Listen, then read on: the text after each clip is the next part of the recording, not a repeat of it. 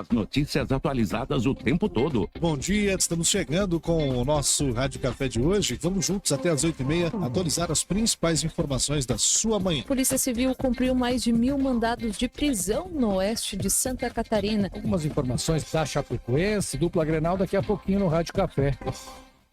Reportagem em tempo real. Análise sem clichês. Jornalismo independente e irreverente. Quer ficar por dentro das notícias sem perder tempo? É aqui mesmo. Rádio Café, na 101.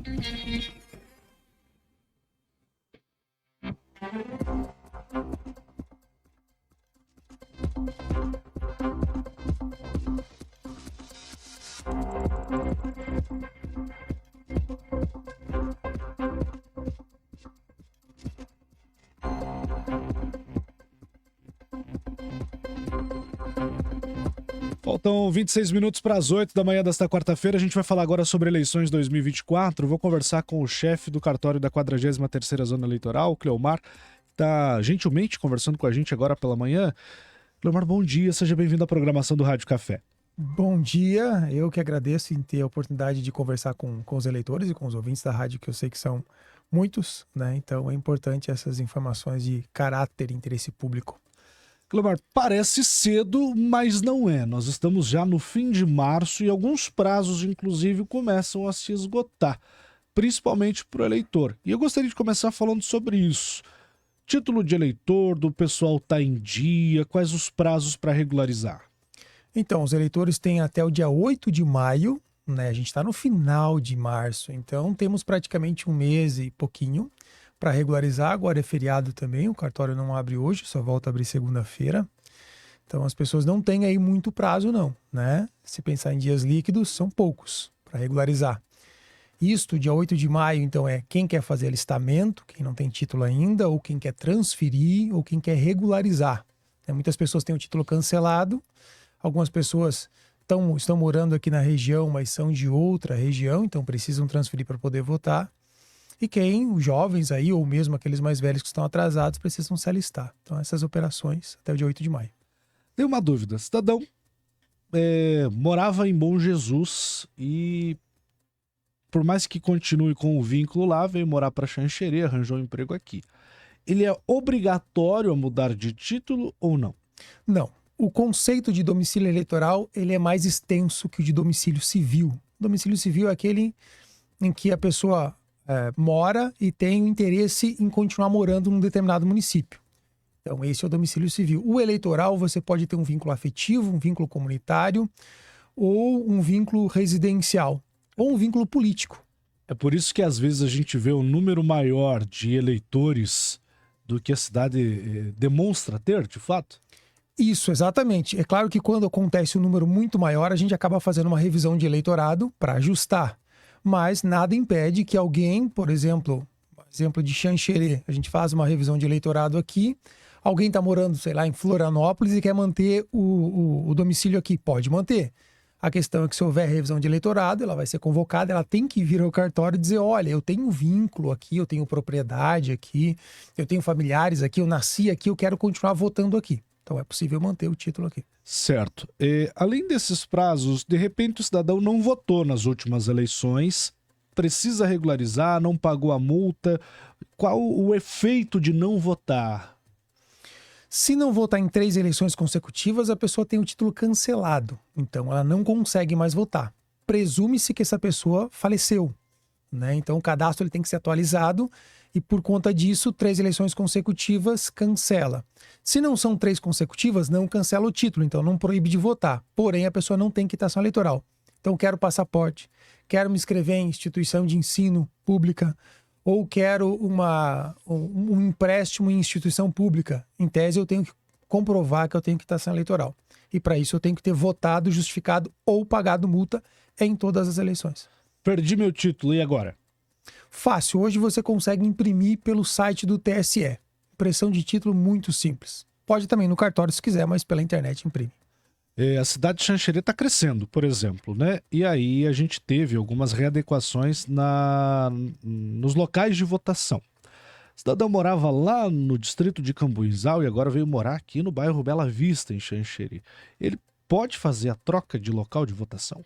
Então, isso chama-se revisão de dados. Ela pode fazer, se já tem biometria, pode solicitar pela internet, não precisa nem comparecer ao cartório. Se não tem, tem que comparecer no cartório, aí já faz a biometria também. E aí transfere para o local mais próximo da residência atual dela. Nesse caso, dá para fazer pela internet a troca de domicílio eleitoral também ou deve vir ao cartório?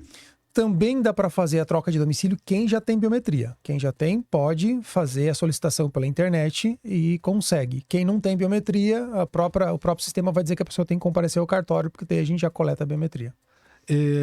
Nas últimas eleições aconteceu um fato que me chamou a atenção.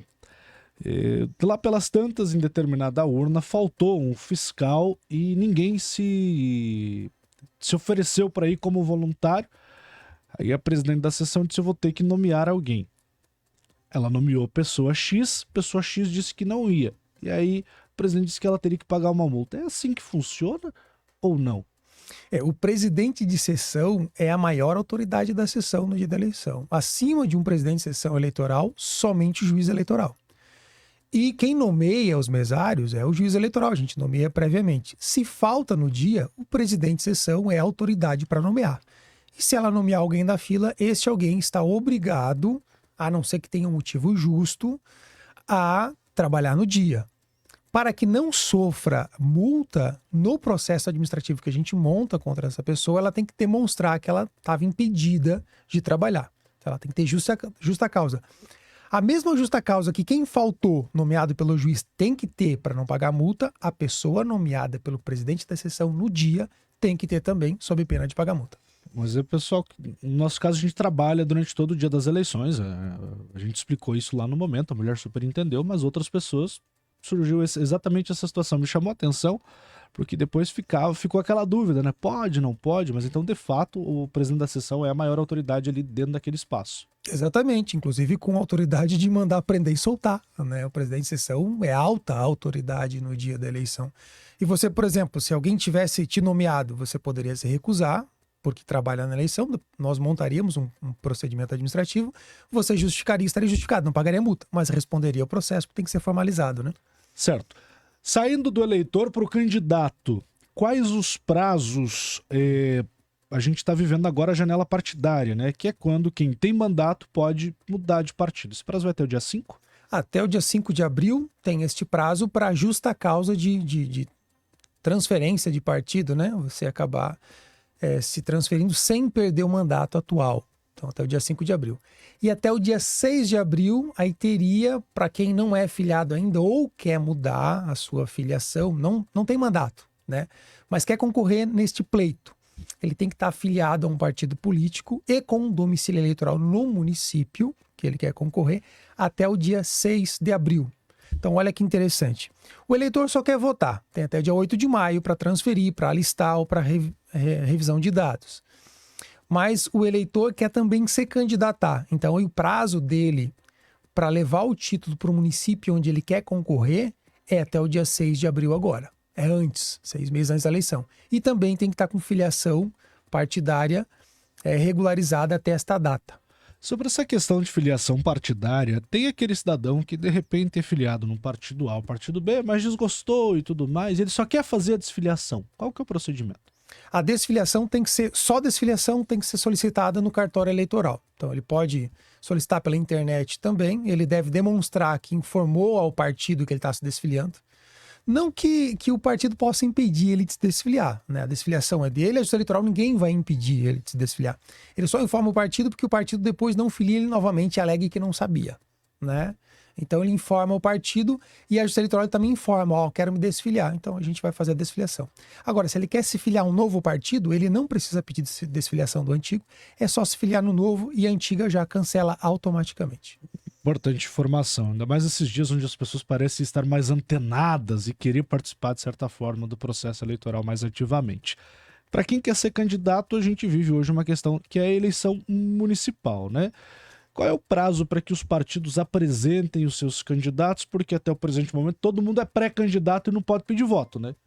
Certo, até o momento não pode pedir voto. Nós temos aí o prazo para convenções, que é quando ocorre a escolha dos candidatos, do dia 20 de julho a 5 de agosto. Então, lá nós teremos as convenções, tem essa janela de mais ou menos 15 dias para os partidos se reunirem e escolher os candidatos. Antes da convenção, tem um prazo de 15 dias que poderíamos ter uma propaganda intrapartidária, né? Só entre os pré-candidatos e fazem divulgação numa situação um pouco mais restrita, não é aberta, para que chamem os convencionais a votar neles e escolherem eles como candidatos do partido. Até o dia 5, então, convenção de agosto, e do dia 5 ao dia 15 é o prazo para registro de candidatura.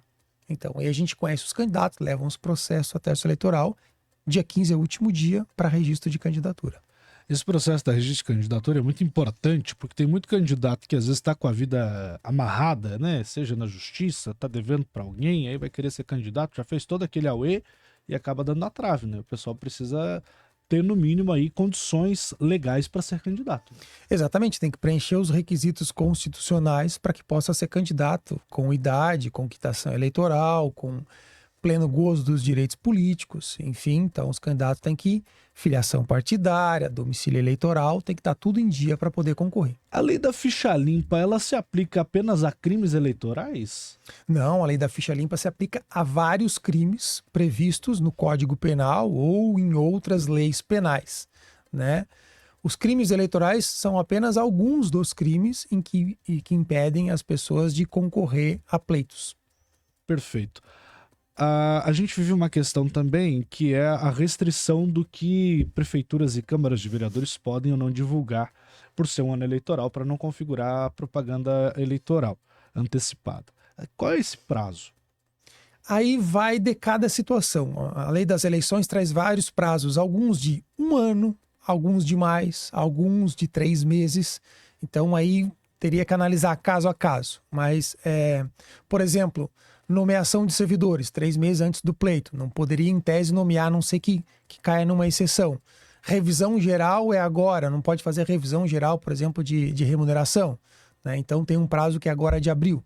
Então cada caso é um caso, tem que estar atento à lei das eleições para não cometer esses ilícitos. O servidor público ele tem que sair antes do processo eleitoral ali para poder ser candidato. Pessoal de empresa privada, é obrigatório a se afastar ou não? Não, empresa privada não.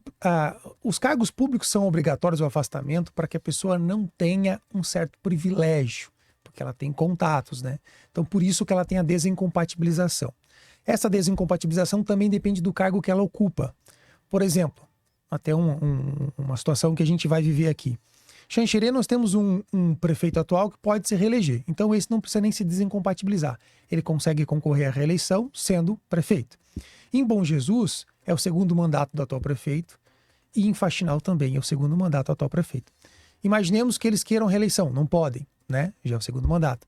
Se eles querem outro cargo, a exemplo de vereador, então eles têm que se desincompatibilizar 6 meses antes. Tem que renunciar ao cargo para concorrer a outro cargo. Então, não sei se eles vão... Se tem interesse nisso. Mas é um cargo em que você tem que ter desincompatibilização também. Pergunta do ouvinte que chega. Prefeito que foi prefeito 2 vezes pode ser candidato a vice na próxima ou não? Não, não pode. Não pode porque aí ficaria fácil, né? Imagina, ele faz uma panelinha ali, o candidato, aí eles ganham, o prefeito renuncia e ele volta a ser prefeito de novo. E vira o sistema chavismo na Venezuela, onde o presidente fica mais de 20 anos no poder. Exatamente. Acredito que as dúvidas vão surgir, mas é importante que quem tem dúvidas procure também o cartório eleitoral, né? Exatamente, nós temos a possibilidade de tirar dúvidas por e-mail, WhatsApp ou diretamente no cartório eleitoral. Qual é o número do WhatsApp? WhatsApp, nós temos 2 números atualmente. Tem o número que era antigo, que era do fixo, né? Que é 34335056. A gente ainda utiliza ele por enquanto. E tem o telefone celular, que é 988037396. Repita, por gentileza. 988037396. Muito bem anotado. Cleomar, muito obrigado pela sua participação. Importante esses esclarecimentos para a nossa população. Sempre que for necessário, pode nos convidar aqui, que a gente vai ter sempre informações atualizadas, porque as datas vêm vencendo, né? E a gente vai ter mais assunto pela frente ainda, com certeza. Com toda certeza voltaremos a conversar. Nossa gratidão. Um abraço a todos. Bom trabalho para toda a equipe da 43ª Zona Eleitoral aqui, que compreende Xanxerê, Bom Jesus e Faxinal dos Guedes. 7 horas 48 minutos para Master Truck, Brasão e Drogaria Celipã. Esse é o nosso Rádio Café.